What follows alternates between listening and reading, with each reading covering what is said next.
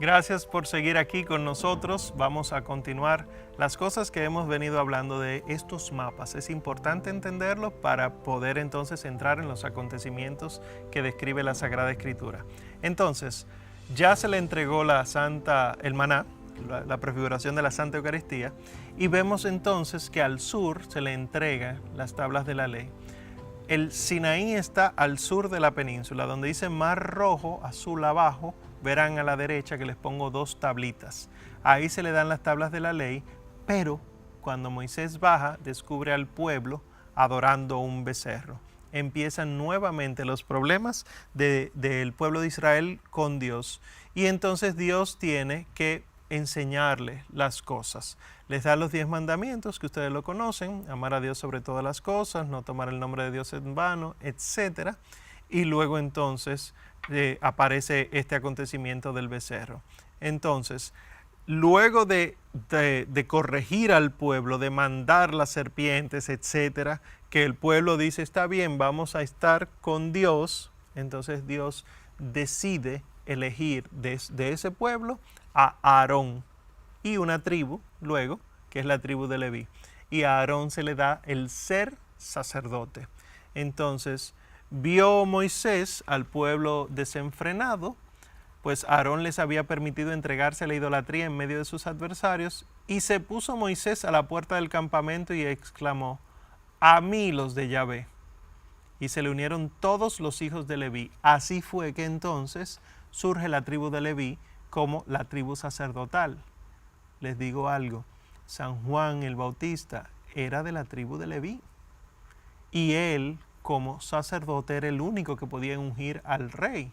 ¿Quién es el rey del universo? Cristo. Por lo tanto, el bautismo del Señor Jesús era necesario que ocurriera, no para él salvarse, sino porque era un sacerdote que tenía que ungir a un rey. Entonces, dijo Moisés, recibieron la investidura como sacerdotes de Yahvé, cada uno a costa de vuestros hijos y vuestros hermanos, para que Él os dé hoy la bendición. Entonces terminan de llegar al norte, a la tierra prometida. Tenían que ir ofreciendo sacrificios. La tienda del encuentro estaba en el centro del campamento y se ponían a manera de cruz en el desierto las tribus. 3 tribus, 3 tribus, 3 tribus y 3 tribus.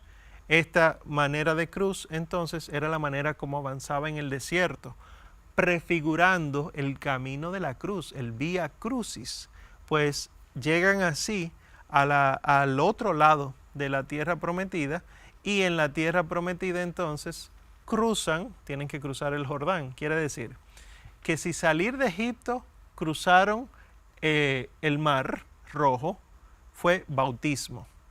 Pero para yo poder entrar al cielo no necesito solo ser bautizado, sino que hay que darme la Eucaristía, maná, cumplir la ley, los mandamientos, y luego, antes de entrar allá, cruzar otro río, o sea, el sacramento de la penitencia, confesar mis pecados.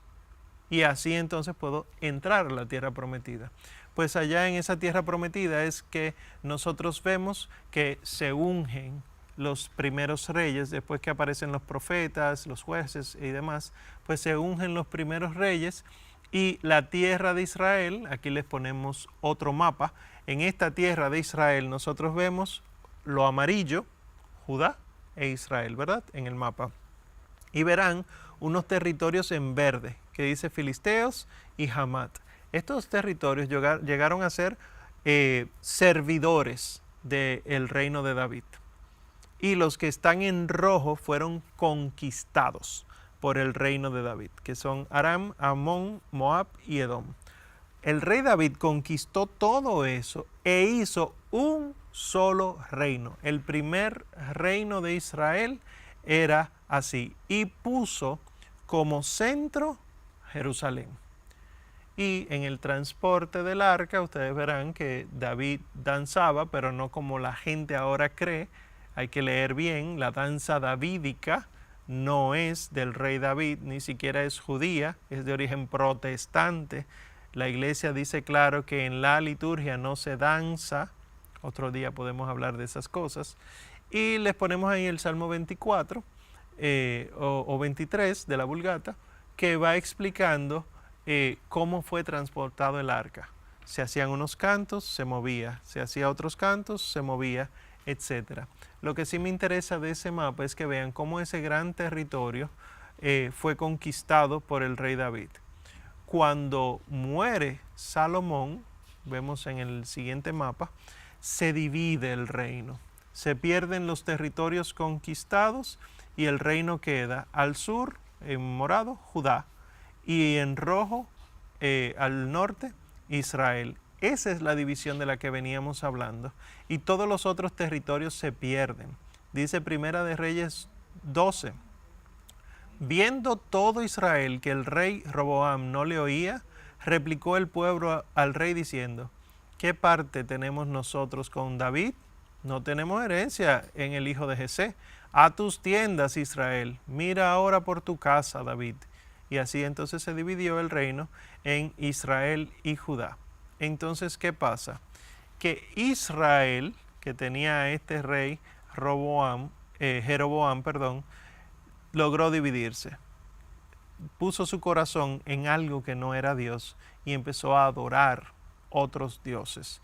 Si este pueblo continúa subiendo a ofrecer sacrificio en Jerusalén, decía él, a la casa de Yahvé, el corazón de este pueblo se pondrá en contra de su señor, a Roboam, rey de Judá, y me matarán. Volverán a Roboam y me matarán a mí. Entonces, ¿qué dijo él? Bueno, tomó consejo, hizo 2 becerros de oro y dijo al pueblo: basta ya, no tienen que subir a Jerusalén. Este es tu Dios, Israel, el que te hizo subir de la tierra de Egipto. Puso un becerro de oro en Betel y puso un becerro de oro en Dan, en el norte y el sur de Israel. Y así definitivamente se apartó enteramente de Dios. Se convirtió en idólatras. Y este pueblo de Israel entonces es el que va a ser primero destruido por el imperio asirio y es enviado el pueblo a Babilonia. Y allá en el imperio, viviendo en Babilonia, en el destierro, recibió aún así promesas de Dios y le dice Dios a través de Isaías: venid pues y disputemos, dice Yahvé. Así fueren vuestros pecados como la grana, cual la nieve blanquearán, y así fueren rojos como el carmesí, cual la lana quedarán. Si aceptáis obedecer lo bueno de la tierra, comeréis, pero si rehusando os oponéis, por la espada seréis devorados, que ha hablado la boca de Yahvé. Y así entonces los profetas dan consuelo, pero también denuncian lo malo. Luego entonces viene el imperio persa de más oriente y arrastra con ese imperio asirio y se lleva también lo que quedaba de Judá. Y así entonces viene el destierro de Judá y no queda ya nada. Pero entonces el pueblo descubre que Dios camina con ellos, que Dios no está en la tierra prometida, si ellos no están ahí en la tierra prometida, sino que Dios está con su pueblo. Y dice Esdras 1, así habla Ciro, rey de Persia: Yahvé, el Dios de los cielos, me ha dado todos los reinos de la tierra. Él me ha encargado que le edifique una casa en Jerusalén, en Judá. Quien de entre vosotros pertenezca a su pueblo, sea su Dios con él. Suba a Jerusalén en Judá, a edificar la casa de Yahvé, Dios de Israel, el Dios que está en Jerusalén. A todo el resto del pueblo donde residan, que las gentes del lugar les ayuden, proporcionándoles plata, oro, hacienda y ganado, así como ofrendas voluntarias para la casa de Dios que está en Jerusalén. Y entonces vieron eso como voluntad de Dios y volvieron a Judá, volvieron a Jerusalén y empezaron a reconstruir todo. Este imperio persa luego entonces desaparece cuando el famoso Alejandro Magno, griego, viene desde Europa y empieza a conquistar todo hacia atrás, que se lo ponemos acá en rojo. Desaparece lo morado, que es el imperio persa, y aparece lo que le ponemos en rojo, el imperio helenista o imperio griego, y también llega a Judá, que son de las dificultades que hay.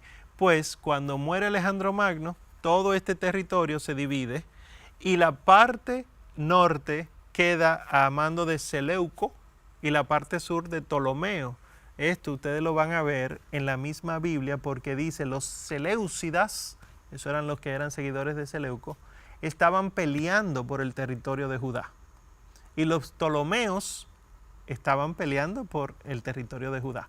Y así entonces en esta división se encuentra en el libro de Macabeos, y por eso ustedes ven que segunda de Macabeos 4 dice, era tal el auge del helenismo, o sea de los griegos, y el progreso a causa de la moda extranjera y de la extrema perversidad de aquel Jasón que tenía más de impío que de sumo sacerdote, oigan eso, que ya los sacerdotes no sentían celo por el servicio del altar, sino que despreciaban el templo, descuidando los sacrificios. En cuanto se daba la señal con el gong, esto es un platillo grande, se sonaba boom para empezar los Juegos Olímpicos, las Olimpiadas.